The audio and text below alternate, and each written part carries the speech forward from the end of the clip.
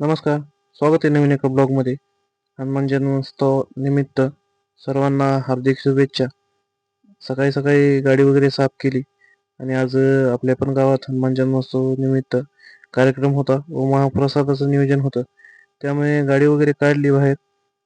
गाडी घेऊन आपण निघालो अहमदपूरच्या दिशेने. अहमदपूरला जाण्याचं कारण की आपलाच मित्र तुकाराम, त्याचं सेंटरिंगचं थोडंसं सामान होतं. ते सामान घेऊन आपल्याला गावाकडे यायचं होतं. त्यानंतर आपण पोहोचलो. बघू शकता वाकी नदीच्या जवळ.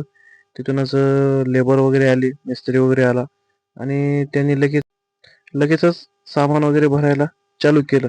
इथे बघू शकता सेंटरिंगचं आपण मटेरियल भरणार होतो आणि जवळपास 100 120 प्लेटा भरल्या. त्यानंतर थोड्या प्लेटा ज्या आहेत ते मिस्त्रीच्या घरी होत्या.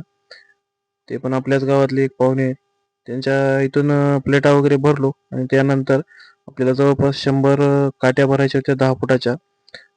हा सर्व लोड भरून आपल्याला जायचं होतं तेलगावसाठी. अहमदपूरमध्ये आपण पोलीस स्टेशनच्या समोर सर्व लोड वगैरे भरला, रस्सी वगैरे मारली आणि निघालो आपल्या पुढच्या दिशेने.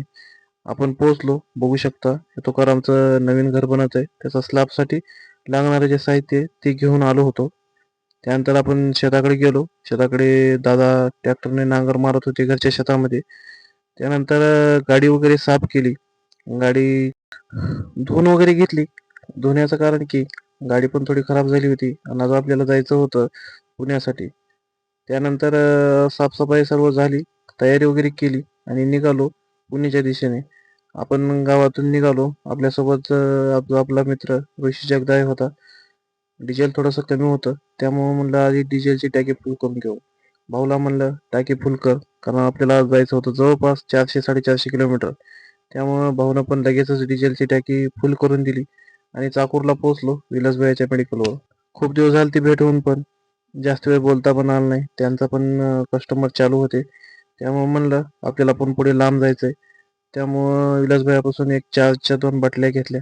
मस्तपैकी प्रवासामध्ये एनर्जी येण्यासाठी चार्ज वगैरे घेतला आणि त्यानंतर आपण निघालो आपल्या पुढच्या प्रवासाच्या दिशेने.